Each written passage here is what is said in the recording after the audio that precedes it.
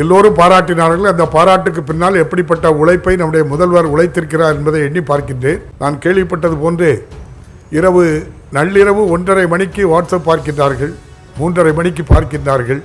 இரவு எத்தனை மணி நேரம் தூங்குவார்கள் என்று கேட்டால் 100 நாட்களில் 2400 மணி நேரம் ஓடிவிட்டது.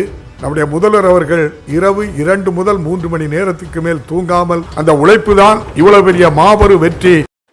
மாண்புமிகு பேரவைத் தலைவர் அவர்களே, நீங்கள் எனக்கு 15 நிமிடம் கொடுத்திருக்கிறீர்கள், பத்தாது. நான் உங்களை கேள்வி நேரத்தில் நான் உங்களை தொந்தரவு செய்வதே கிடையாது. அதனால் கூடுதலாக 5 நிமிடம் தர வேண்டும் என்று கேட்டுக்கொள்கிறேன். பேசலாம். அதேபோல் முதல்ல என்னுடைய முதலமைச்சர்களுக்கு நன்றி. என்னுடைய சேப்பாக்கம் திருவல்லிக்கேணி சட்டமன்ற தொகுதி மக்களுக்கும், என்னுடைய தாயார், தங்கை, என்னுடைய மனைவி இவர்கள் இல்லாமல் இந்த இடத்தில் நான் இல்லை, கேட்க வந்திருக்க உங்களுக்கும், எதிர்க்கட்சி தலைவர் மற்றும் எதிர்க்கட்சி துணைத் தலைவர் அவர்களுக்கும், இவர்கள் இருவருக்கும் என்னுடைய தனிப்பட்ட முறையில் என்னுடைய நன்றியை தெரிவித்துக் கொள்கிறேன்.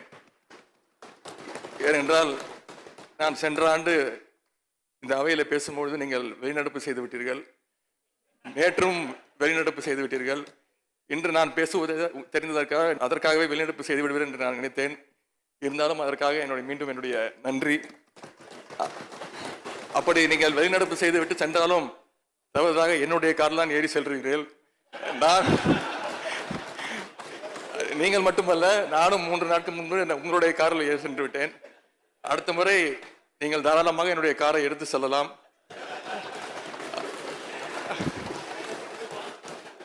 ஆனால் தயவு செய்து கமலாலயம் சென்று விடாதீர்கள்.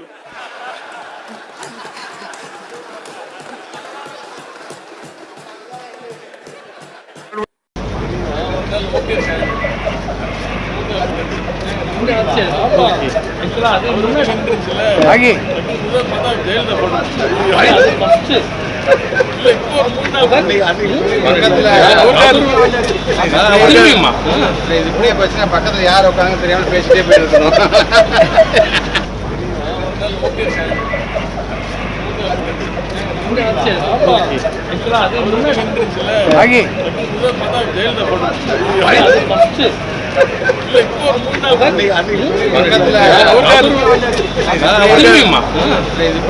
பக்கத்துல யார் உட்காந்து தெரியாம பேசிட்டே போயிருக்கணும்.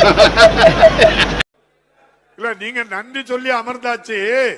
அமைச்சருக்கு அடுத்த கேள்வி மாணிக்கம் கேள்வி கேட்காங்க, அதுல உங்களுக்கு நன்றி சொல்லுவாங்க. அமைச்சர் அவர்கள் உட்காருங்க. மாண்புமிகு அமைச்சர் அவர்கள்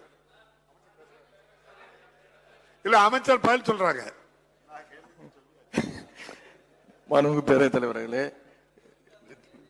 கேட்ட கேள்விக்கு தெளிவாக ஆழமான பதிலை அளித்து விட்டேன். அதை விட ஆழமான நன்றியை தெரிவித்திருக்கிறீர்கள்.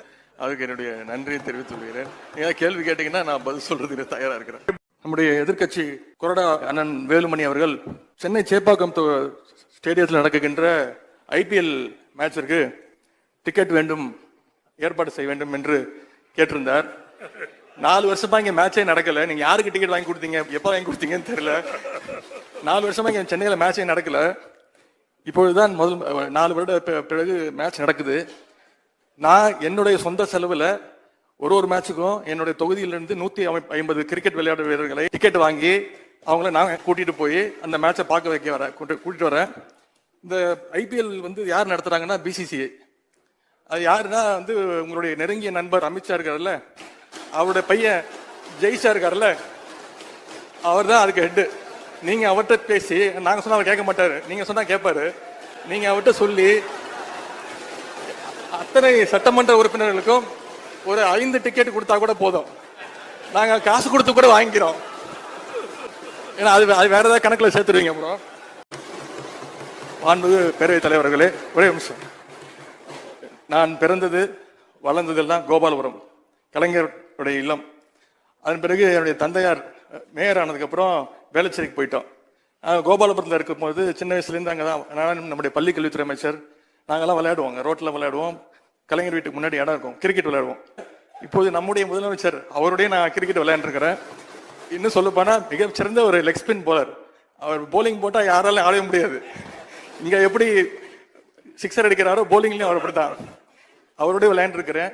எனக்கு இந்த விளையாட்டுத்துறை சிறப்பு திட்ட செயலாக்கத்துறை, மகளிர் சுய துறை இதெல்லாம் கொடுத்ததுக்கு இந்த விளையாட்டுத்துறை அமைச்சராக இந்த நேரத்தில் பதிலளிக்க வாய்ப்பளித்த உங்களுக்கு என்னுடைய நன்றியை தெரிவித்துக் கொண்டு, இவரால் முதலமைச்சராக முடியவே முடியாது என்றார்கள். கட்டம் சரியில்லை என்றார்கள்.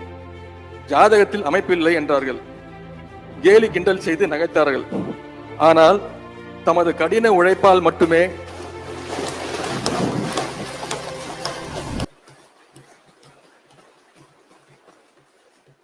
தனது கடின உழைப்பால் மட்டுமே எல்லா ஆருடங்களையும் தவிடுபொடியாக்கி இன்று திராவிட மாடல் அரசின் ஒப்பற்ற பேரரசனாக முதலமைச்சராக வீட்டிருக்கும் நம்முடைய கழக தலைவர் அவர்களிடமிருந்து, மாண்புமிகு தமிழ்நாடு முதலமைச்சர் அவர்களிடமிருந்து நாங்கள் உழைப்பை கற்றுக்கொள்ள முயற்சிக்கிறோம். அந்த உழைப்பும் ஒருங்கிணைப்பும் அரவணைப்பும் மட்டும்தான் திராவிட முன்னேற்ற கழகம் எனும் எங்கள் அணி வெற்றிகரமாக அணியானதுக்காக காரணம் என்பதை மீண்டும் ஒரு முறை அழுத்தமாக திருத்தமாக கூறிக்கொள்கின்றேன். இங்கே எனக்கு முன்னால் தன்னுடைய கன்னி பேச்சை பல்வேறு கோரிக்கைகள் அடங்கிய வகையில் பல வினாக்களை எல்லாம் தொடுத்து இங்கே நம்முடைய மாண்புமிகு உறுப்பினர் உதயநிதி அவர்கள் பேசியிருக்கிறார்கள். எனவே அந்த பிரச்சனைகளுக்கெல்லாம் சம்பந்தப்பட்டிருக்கக்கூடிய துறையினுடைய அமைச்சர்கள் மானிய கோரிக்கையினுடைய விவாதத்தின் போது அதற்குரிய விளக்கங்கள் பெறலாம். ஆனால் முக்கியமான ஒன்று நீட் பிரச்சனை.